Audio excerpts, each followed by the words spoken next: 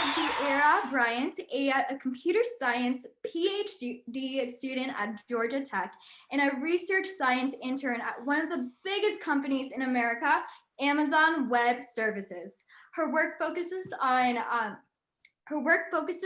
society as a whole rather than the field of science. So we're so lucky to have you here today, and I'm so excited to hear your story. So please help me give a round of applause to Aira Bryant. Whenever you're ready. Hi, thank you so much for having me. Let's see if I can get this shared. Can you see that? Someone can just give me a thumbs Looks up. great, Aira. Yes. Okay. Hi, everyone. My name is Aira Bryant. Thank you for that wonderful introduction. I'm going to talk about building meaningful relationships, lessons from the tech world. And so I say the tech world because I'm going to talk about some of my experiences in industry as well as in academia and how those things tie so nicely together and have kind of helped me get to where I am. And so, kind of to talk a little bit more about me, I consider myself to be a computer scientist and a roboticist at the same time. I'm in the middle of both of those worlds. I work with social robots, so kind of the ones you see in the images that kind of have arms and legs. They resemble kind of that human physique, but I do most of the programming. So I'm not a real robot builder. I'm more of a robot programmer, so heavy on the computer science side. I am a PhD student at Georgia Tech. I'm going to talk a little bit more about that later. I got my bachelor's from the University of South Carolina, and I've interned at companies like Amazon and Adobe, still at Amazon. And so my journey really starts as a computer scientist at the University of South Carolina. Like Katie, I really wasn't a fan of computer science in the beginning. I thought of computer science as a stepping stone. I actually changed my major to computer science on the first day of my freshman year. I had never written a line of code before. I remember being in my first computer science class. They were like, we're gonna write a program that says hello world. I was like, do you want me to type that on Microsoft Word? I have no idea what that means. So that's where I started. And since then, I have been kind of working and crawling my way from being a complete novice as a freshman in undergrad to being a PhD student at Georgia Tech. And building these relationships has been a huge part of me overcoming the struggles that I've had along my journey. And so the first thing, one of the biggest things, one of my life mantras that I'm going to encourage you all to do is to try new things, go new places, meet new faces. That's like the stepping stone. If you take nothing else away from today, try new things, go new places, meet new faces. So in 2017, I got on a plane for the first time to fly to San Francisco to live for 3 months to intern at Adobe. I am born and raised in South Carolina. You probably can hear it in my voice. I'm a country girl. I was raised on a farm. I can drive a tractor. So flying out to San Francisco, the tech hub of the world, was definitely something that I did not have in my cards for 2017. But I won a GEM fellowship that was going to help me get to graduate school. And a part of that fellowship was I had to do an internship for this tech company that was helping to pay for my education. And Adobe just happened to be that company. And I was a design research intern. I lived by myself for the first time ever. Oh my goodness, so scary, but so worth it. I met so many wonderful people that I am still in contact with years later that have played such an influential part in my journey, just from being open to that new experience. And following off of that, so in 2017, I went to GEM has this conference every year for the fellowship winners, and every year they have this technical presentation competition. I like to think of myself as an introvert, so I'm not really big on like getting in front of a large group of people and talking, or at least I wasn't at that time. So that was new to me. I'm like, I'm not going to participate in 2017. I went to the conference again in 2018. I said, I'm not going to participate in the competition. 2019, they had this grand prize that was like $500. And I'm like, oh my gosh, okay, maybe this is enough of the push that I need to get on stage and participate in this competition. So I did. I got on stage, I participated in the technical presentation competition. I won second place, but that's not the important part. So here's me on the stage, right? And here is a manager for Amazon that is in the audience who actually took this picture. So she could remember my face, remember my presentation. And we met after the we met after the conference, and that conversation led to me interning at Amazon that summer. And so just by putting myself in the position to get on stage to give that presentation led me to meeting the woman who later ended up being my manager at Amazon this summer, who has invited me back again to work next summer. And I'm still working on a few projects right now. So just putting myself to be open to those new experiences kind of helped set me up to where I am today. And so kind of how it started, how it's going. This picture on the left was my first summer at Adobe, giving a short presentation to now I'm more comfortable, way more comfortable getting on stage, speaking in front of larger groups of people. This is the picture on the right is from a TED Talk I did like 2 years ago.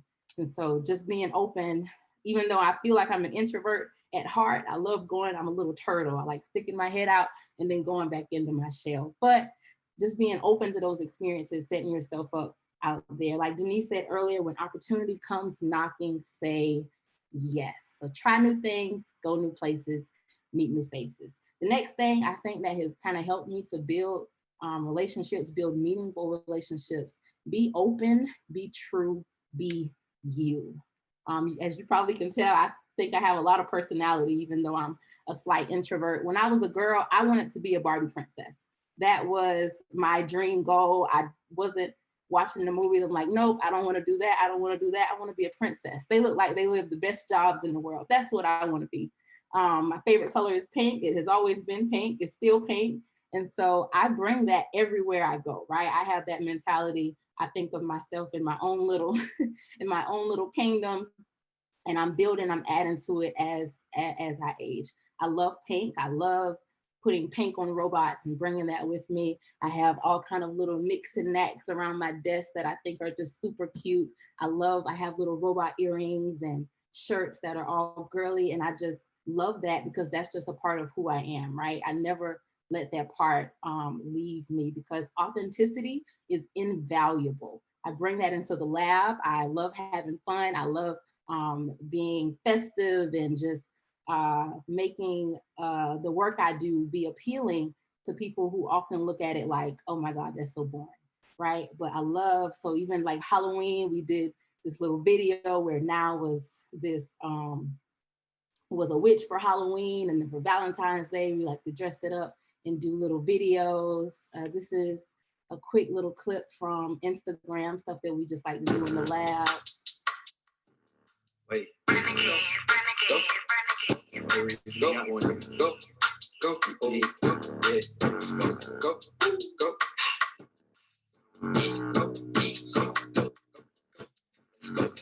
Cash.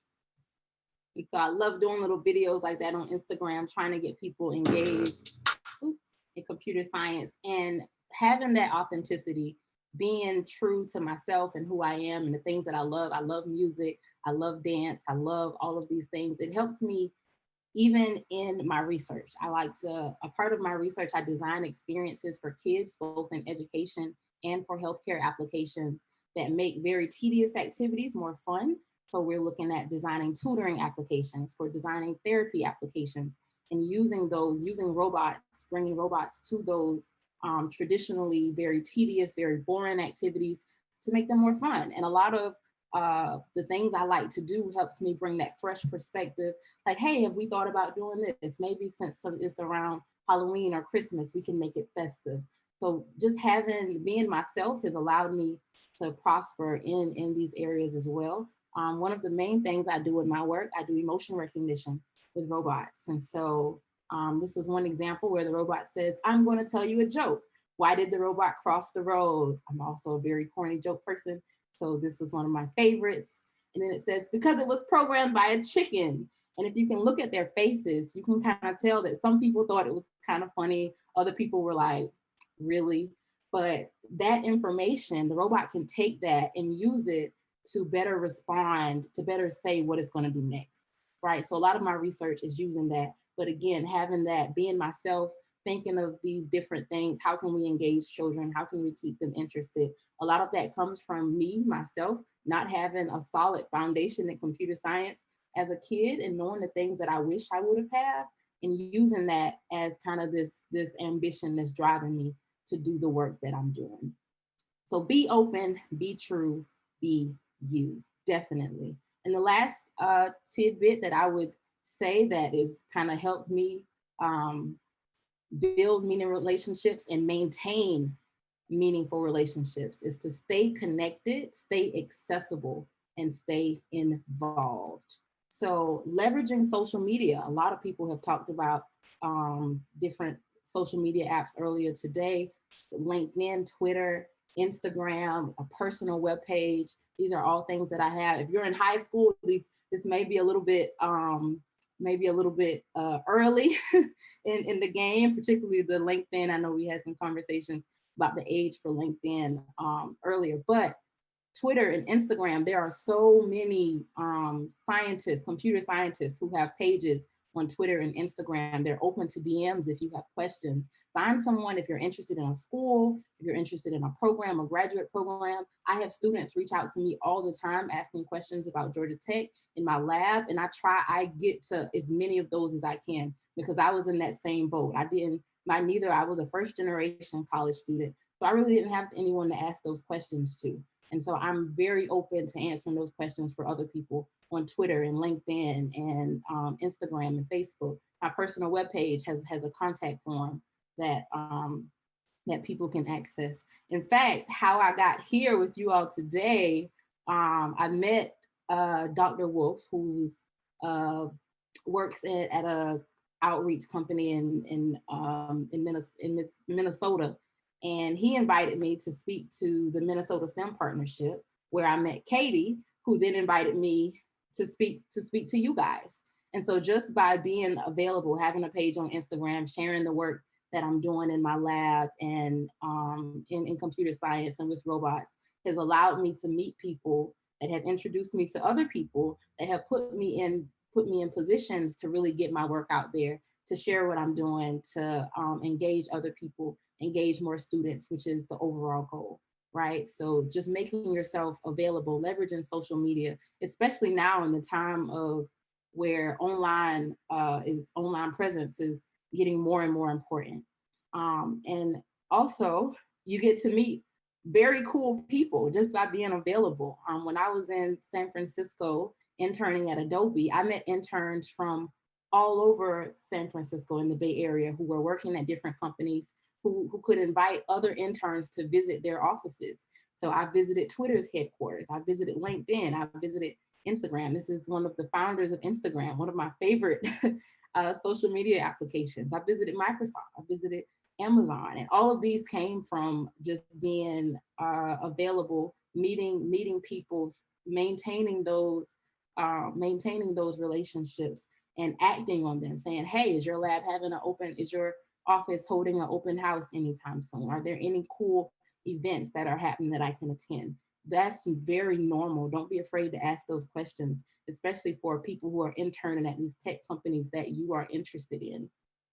And finally, just being a lifelong learner, attend workshops and conferences and the hackathons and the webinars. Be comfortable with being uncomfortable. I can't tell you how many hackathons I've lost and how many workshop poster presentations I haven't won anything at, but I still put myself out there. I still get up. I learn something from every single experience, and I take that with me as I continue along my journey.